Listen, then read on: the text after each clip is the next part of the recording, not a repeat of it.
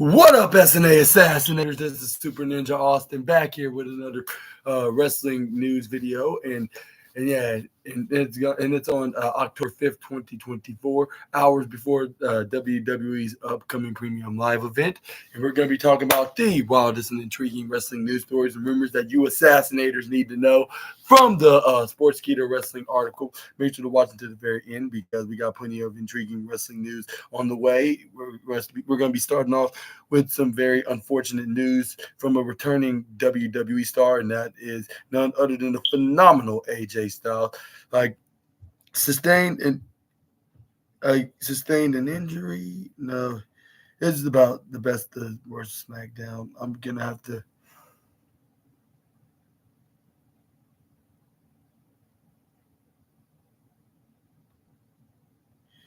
No, we got a new W champion, like crowned like after SmackDown goes off the air.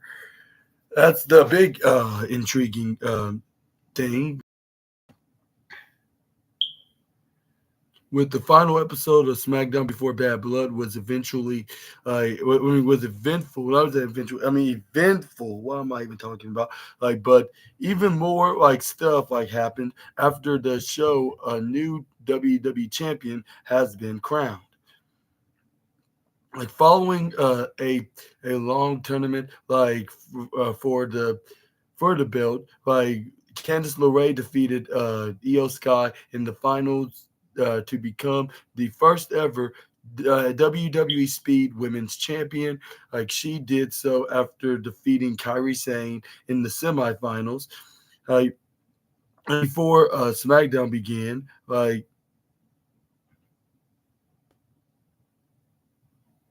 and you can see right here onto this post, from this X user, that or likely Russell Ops, rephrase that. You can see that she captured the first ever women's championship. It seemed like WWE just have an obsession of making women's champion with the strap.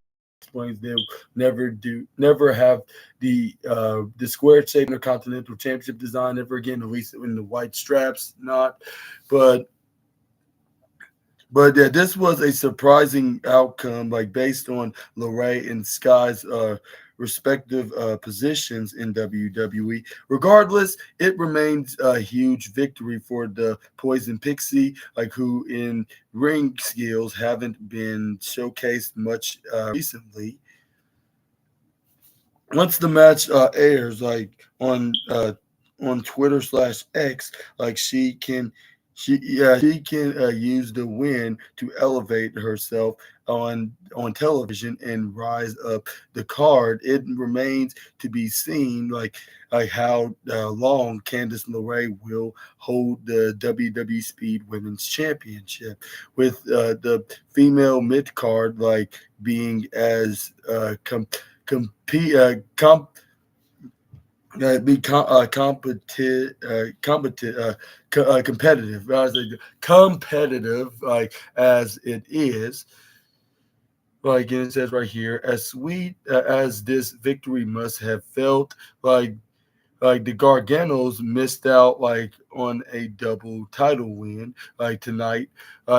As LeRae's husband came close to winning the WWE Tag Team Championship alongside Tommaso Ciampa in the main event of SmackDown. The DIY and the Street Profits failed to dethrone the Bloodline in a hilarious ladder match. Despite the disappointment, it was an incredible outing for both sets of challengers. And what are your thoughts on to this very huge surprise that Candice LeRae is that was the one that won and became the first ever WWE Speed Women's Championship? And do you think this was the right decision, or do you think they should have put it on someone like Io Sky?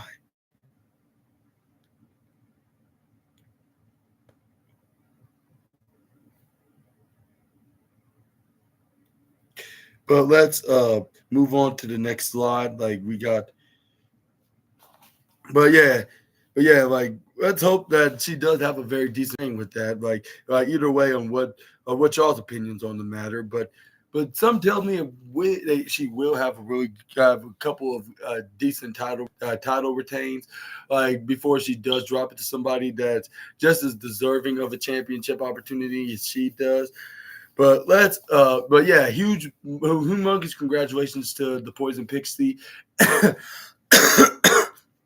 And I wish the very same to her husband Johnny as well. I was kind of partially disappointed that he and Tommaso did not win WWE Tag Team Championship, along as I was with the Street Profits, because it would have made storyline sense, like for either them to win, like because there's no point of Tama Tonga and Tagaloa will stay as tag team champion unless there's any plans that Soul Dakota is going to win the WWE Championship, which I highly doubt that's going to be happening.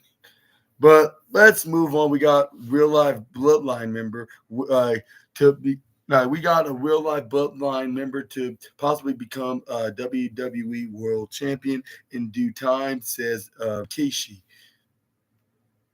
And it says right here onto this upcoming report, the bloodline has often remained at the top of WWE, regardless of the brands in the Stanford-based promotion. Recently, like Rikishi Fatu, stated Jey Uso would become the company's next world champion in due time. And last month, Jey Uso has become the new Intercontinental Champion when he dethroned Braun Breaker on WWE Raw after spending over a decade in the Stanford-based promotion. This was the real life bloodline member's first singles title. And speaking on his Rikishi Fatu off the top, the veterans. The Rikishi Fatu off the top podcast. The veteran stated his son Jey Uso will become a world champion in the promotion following his recent performance. The Hall of Famer also thinks the same for Braun Breaker as well. He explains, I'm saying this for both of these kids. In due time, I see them hold the championship, holding the championship belt, the big one, at least one time. We'll see how far they'll go. But I thought the match was absolutely amazing. And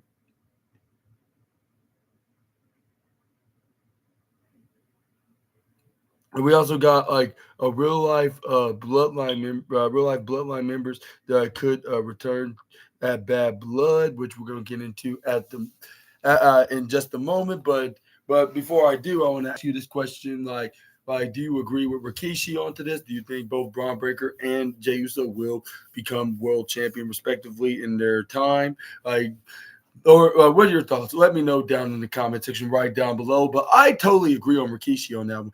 These guys look main event worthy. That's why they got that main event spot on this past Monday's. 2 weeks Raw on Monday Night Raw 2 weeks ago, when Braun Breaker defended his Intercontinental Champion against Jey Uso, even though that's a mid card belt. But at the same time, they ever since Triple H took over in creative, he started making it feel like more of a heavyweight main event level championship rather than just being a secondary championship. So of course, it's going to elevate guys like Breaker and Jey Uso to become world champion one day, which I think give Jey Uso about a year, and he will still be world champion, while Braun Breaker, give him about the same amount of time, maybe double the time with Jey Uso. Not trying to underestimate him, just saying because it looks like that Triple H would want to book him very wisely and very long term wise. Because he still have plenty more years in his career, given that he's a young age. He's about 26. So yeah, he got plenty of time of winning his first world championship.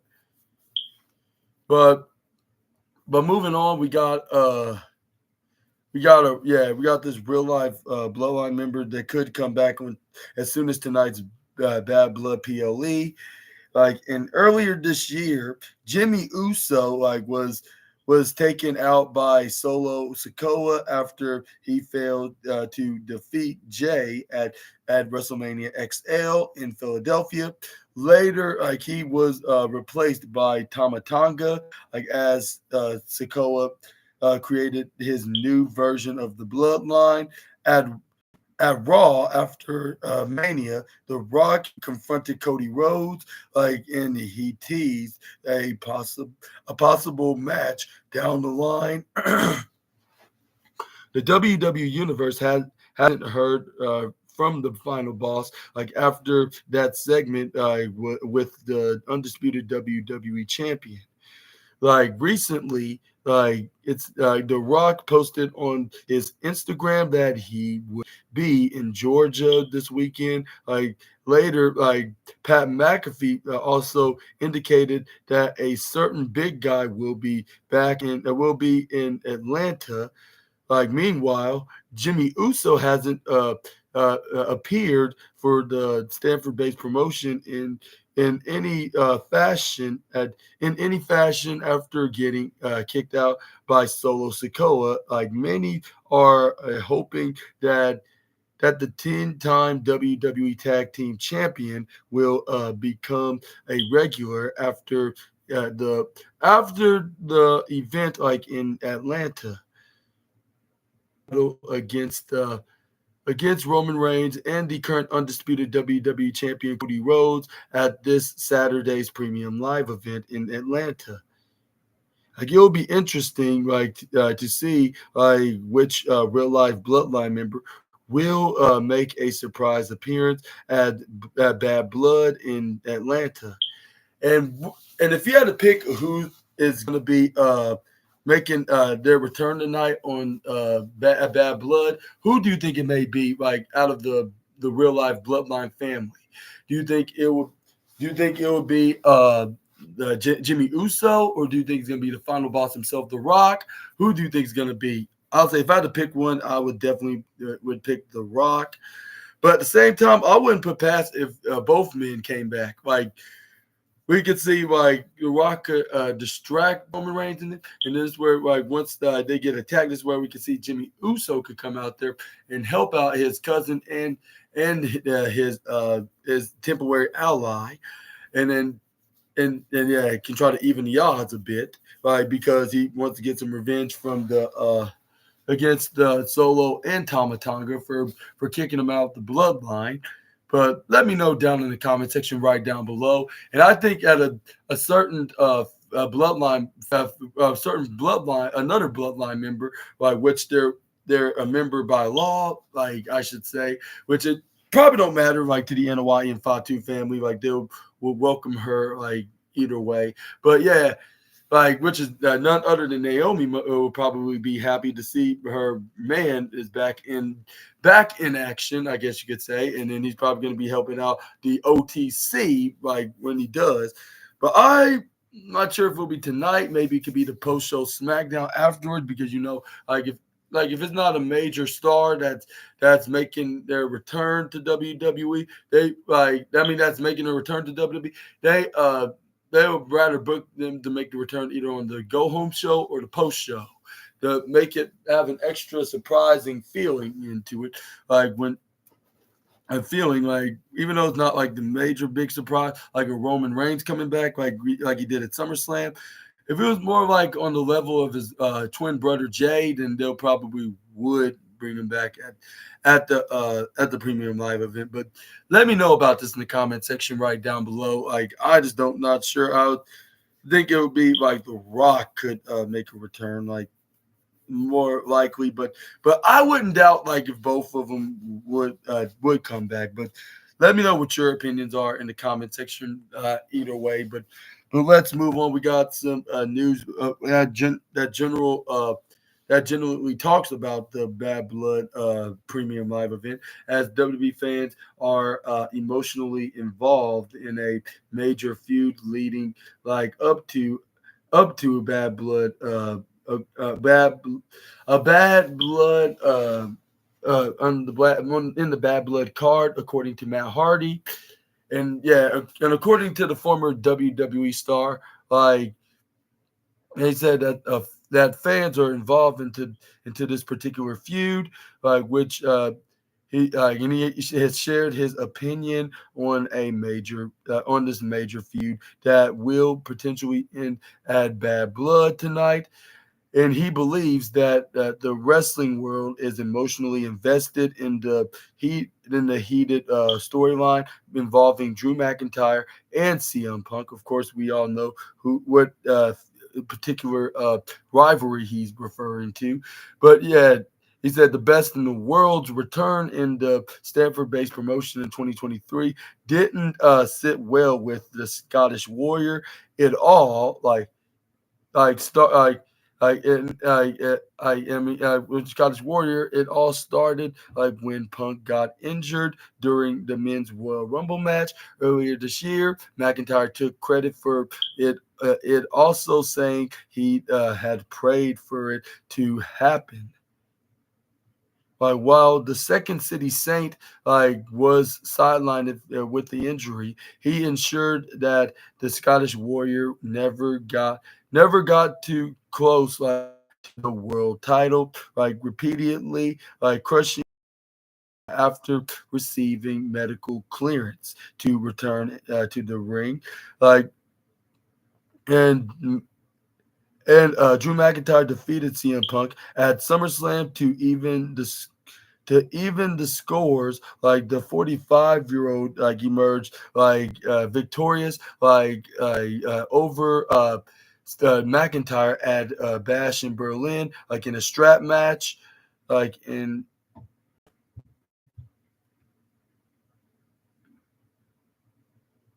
and the rivalry like I said the rivalry two has escalated far beyond professional boundaries, becoming a deeply personal, mentally, physically, and emotionally draining ordeal. And tonight at WWE Bad Blood, the Scottish Warrior and the voice of the voiceless will lock horns inside the Hell in a Cell match to hopefully put an end to his feud. And on his latest Extreme Life of Matt Hardy podcast, the 50-year-old WWE legend shared he was impressed with CM Punk and Drew McIntyre's program. Hardy expects the brutal Hell in a Cell match extraordinary due to the audience's emotional investment. And he stated, "What a great program that Punk and Drew had! It's been so good. It's had extremely entertaining TV." Or entertaining. It has extremely entertaining TV. The social media stuff has been great. People are invested in it, and they're excited for this blow off, this blow off match. I expect it to be great. People are emotionally involved. And Matt Hardy also gives a take on the match between Drew McIntyre and CM Punk at WWE Bad Blood. But before I get into that, I want to ask you: do you totally agree with the master of the deletion, or what are your opinions onto this feud? Well, it does have some realism into this feud, with it what the fans are very emotionally invested, what this is going to end up, how this is going to end up, which we saw the likes of Drew McIntyre winning at SummerSlam and CM Punk winning at what's that called, Bash in Berlin, and this is where we could and we're going to see either competitor could win this one, which I did predict it would be Drew McIntyre, but it will be all because of distractions, which I'm not sure if that's exactly what's going to be happening. But but let me know down in the comment section right down below, like how you think it's gonna end, and do you think do you think that Drew's gonna win, or do you think it's gonna be Punk? That's a good question. Like that remains to be seen, which we're gonna be seeing it tonight exclusively on Peacock, like for in America, of course, or like in a few like in the WWE network on where y'all located until like the Netflix deal like finally becomes available, like on January 2025, of course.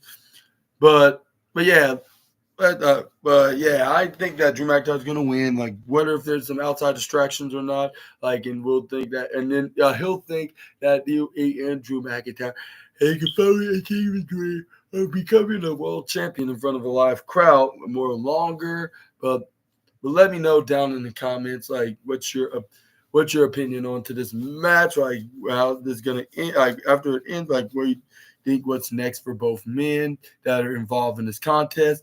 But let's move on, and on that same interview, on the same episode of the Extreme Life of Matt Hardy podcast, the former United States champion was asked if a loss to CM Punk like at Bad Blood would negatively impact Drew McIntyre's career, and then the veteran noted that he believed like that a heel could afford to vanquish more easily like than a babyface. And Matt Hardy argued that a heel's character allowed him to maintain their villainous image, like even after a good defeat. Like while the face is expected to be the all-conquering survivor, like and cannot afford too many losses as well. He explains when you're the heel, it's okay to lose sometimes. I don't think he would be hurt. It's different if you're a babyface and people are really buying into you as their hero and survivor. Like if you're the the scummy heel, like you can get away with a good loss.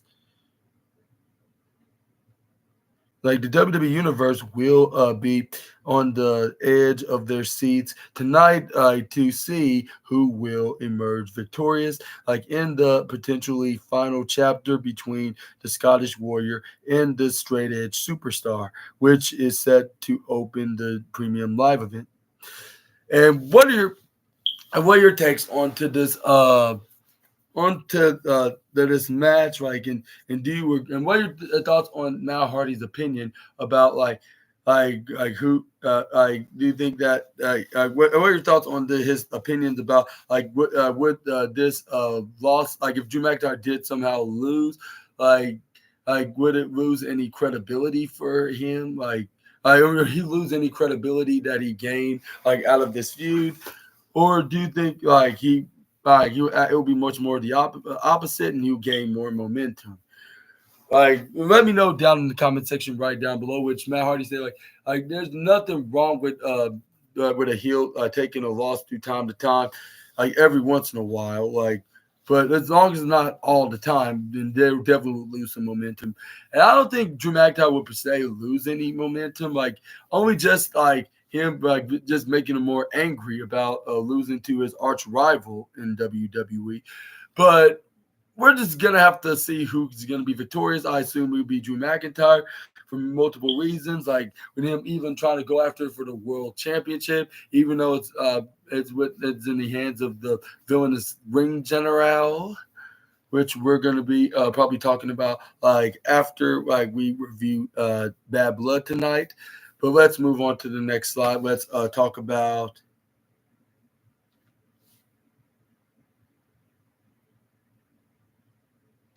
we got some Tiffany Stratton news, like teases a big change after potential winning title at WWE Bad Blood. We got the center of the universe and the irresistible queen, like that's currently holding the WWE Women's Champion had issues straight off like the bat, like but their friendship trumps everything like else. Like ahead of Saturday's Bad Blood, the Buff Barbie teased switching brands. Like with the women's world champion, like Liv Morgan is slated to defend her belt like against Rhea Ripley at Bad Blood. Morgan already has Ripley like and Dirty Dom, who will be hanging above the ring in a shark cage. Like the it says to worry about but now there is a new target on her back. Speaking to David Lagressa, like on the Busted Open Radio, on yeah, of Miss Money in the Bank, Tiffany Stratton was provoked like when the when the elephant in the room was address is she waiting for the precise moment to strike on the current women's champion Nia Jax? Like the answer is no, as Stratton claimed that she would rather move to Raw than cashing in on her queen, and she responded with an angry voice. There is a second title. I feel like people forget we've got Liv Morgan over on Raw, like who knows I could show up this Monday or I could show up at Bad Blood. I'm gonna be backstage rooting for my queen. I could easily just cash in on Liv after her match against with Rhea Ripley. Like and win the title and become the WWE Women's World Champion.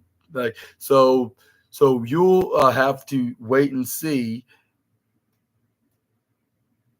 And do you believe what Tiffany Stratton's story? And are you buying it as you will indeed cash in on Liv Morgan, or do you think she has a better chance of doing it to Nia Jackson? This is only with her trying to have people buy into her story, like with her with them with her trying to make them assume that she's going to go after Liv Morgan, only for her to actually cash in on Nia Jax.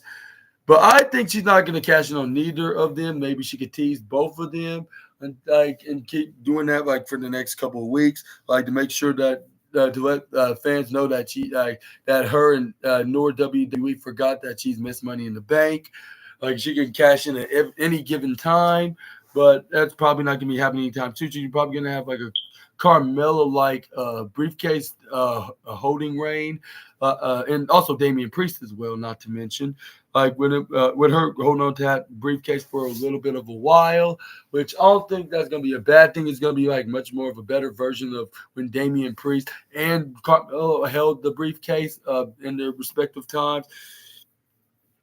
Which is going to be very interesting, and these teasers are going to be very, very, very fun to watch. Like with Tiffany Stratton, gonna try to keep cashing in, but we all know she's always gonna get interrupted and get stopped from getting cashed in on.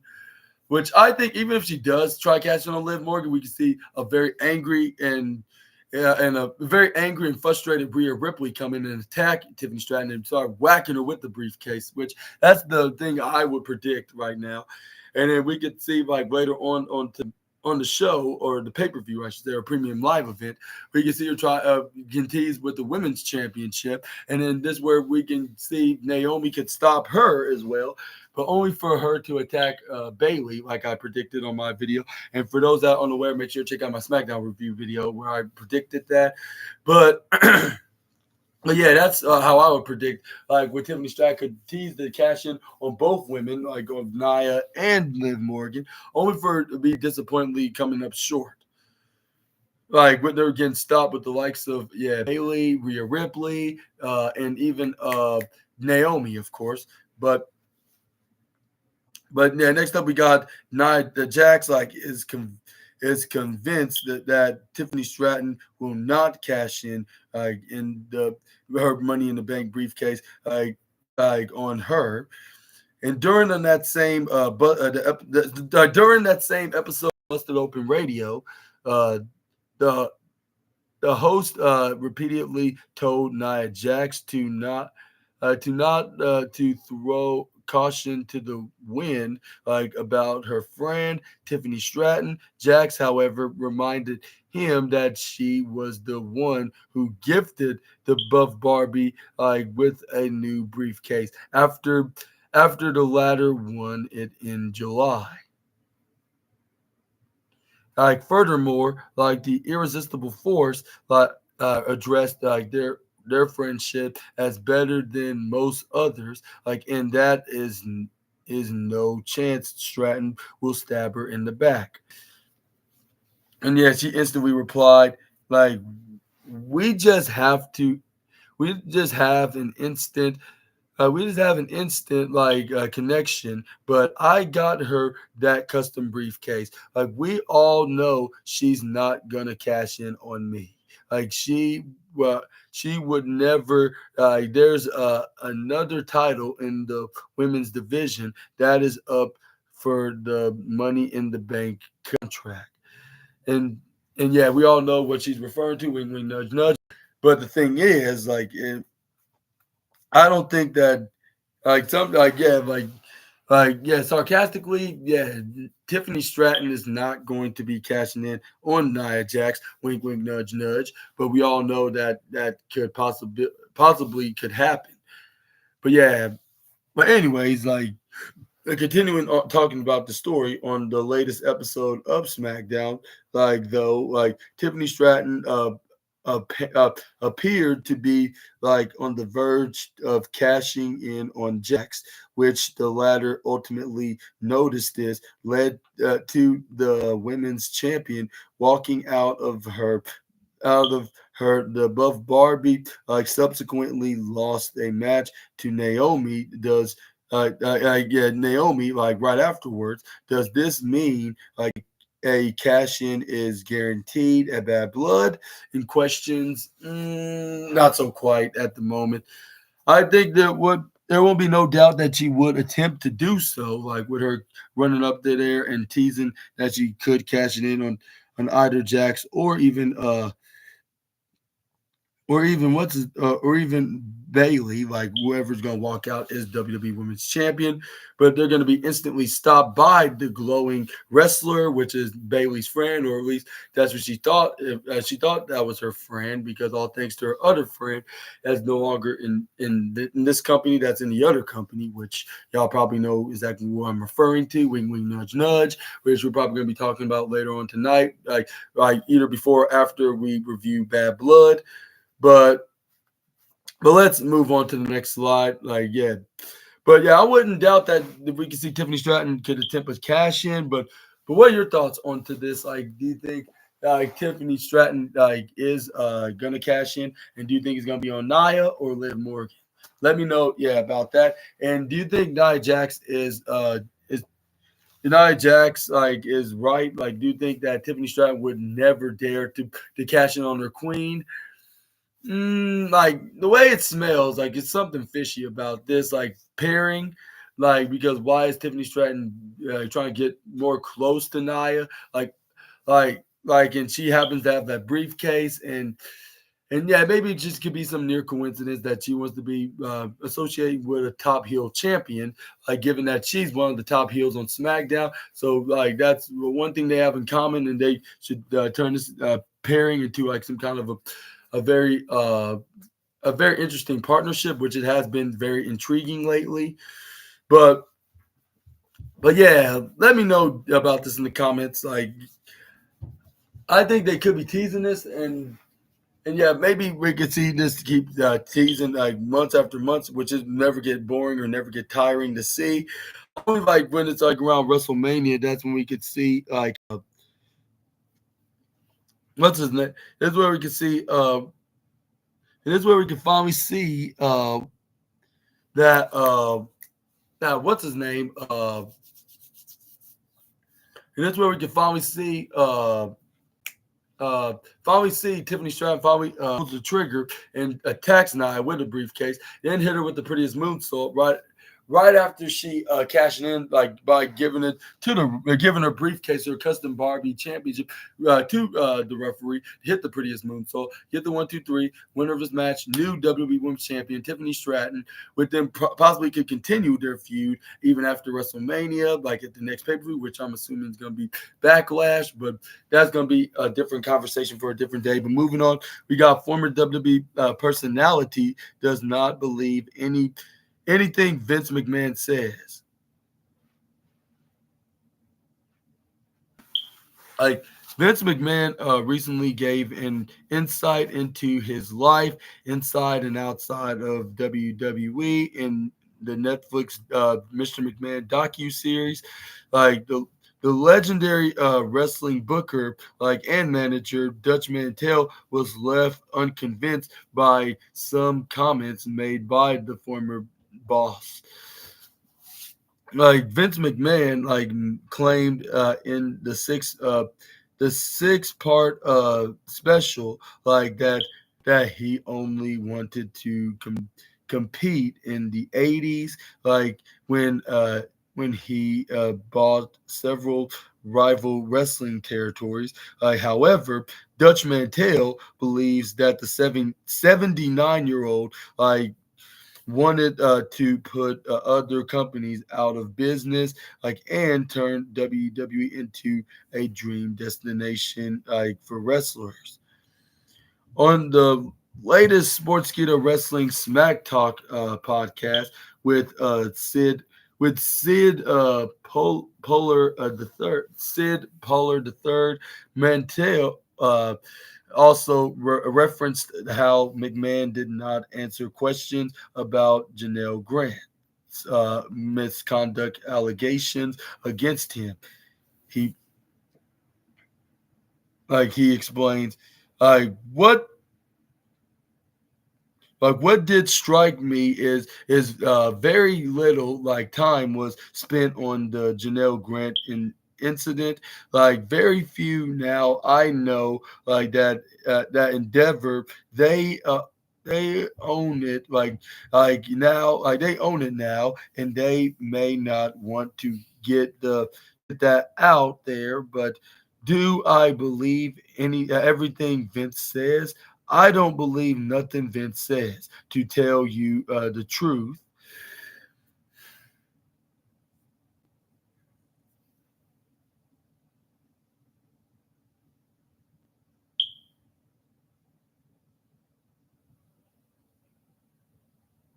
And it says right here,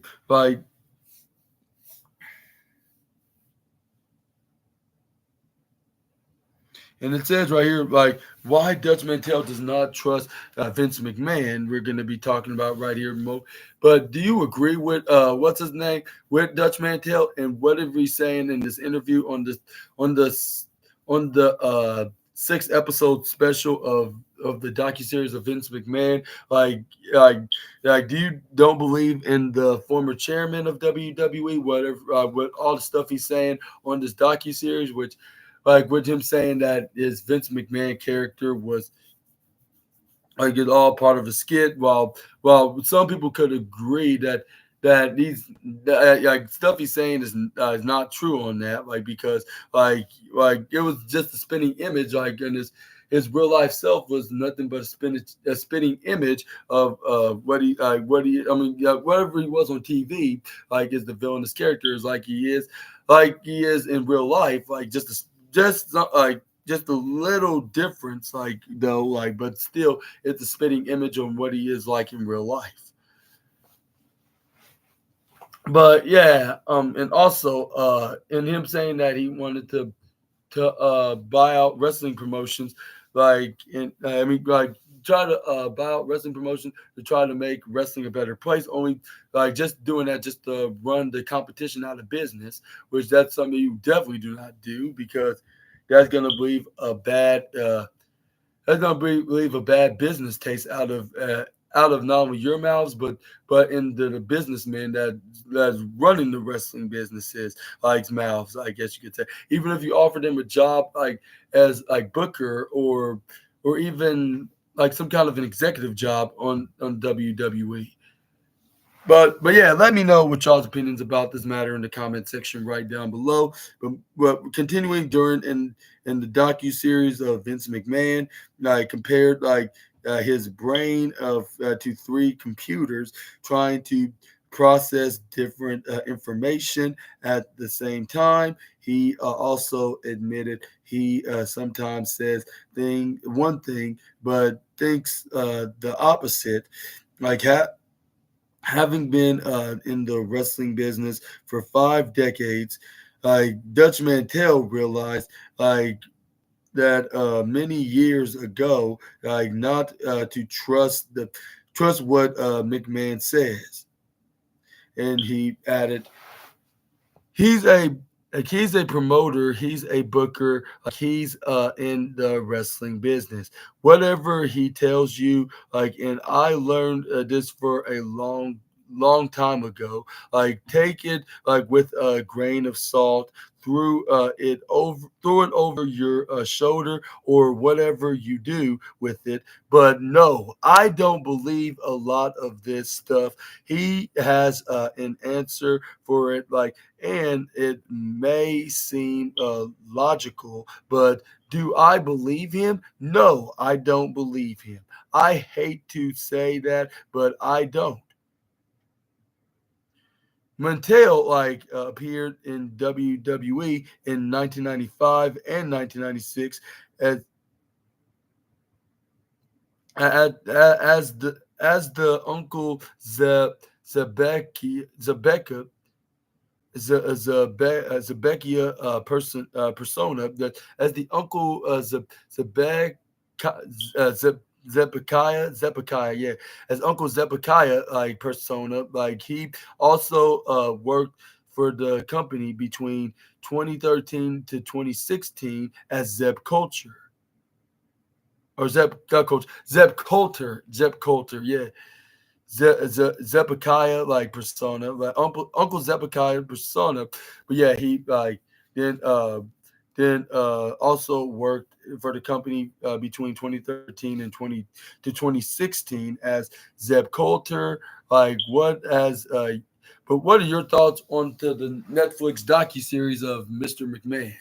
And do you believe that McMahon is telling the truth, or do you think he's exaggerating everything what he's saying? Like even like with him saying that he has like three like there's like three split personalities of him. With like if there's he could be saying one thing, but he really means the total opposite, which that's but that don't really excuse the things that he has done. Like when it comes to him, like when he's not like working as the head booker and the chairman of WWE, like with him like having these very sexual relationships with ladies, like and using the WWE business money as hush money for them to not say anything and having them sign NDAs. And also one in particular being Janelle Grant, of course, which she recently filed a lawsuit against McMahon, which it's on delay right now, and I mean put on hold, I should say, until like at the end of the month, and whatever like we hear from in that update, like on like wherever the update may be, we're going to probably be talking about it on one of these wrestling news sites, like on the latest news video. But do you think that McMahon is guilty for all the stuff that Janelle claimed that he did to her, or do you think that or do you think that, or do you think that you think that's true, or do you think Vince McMahon is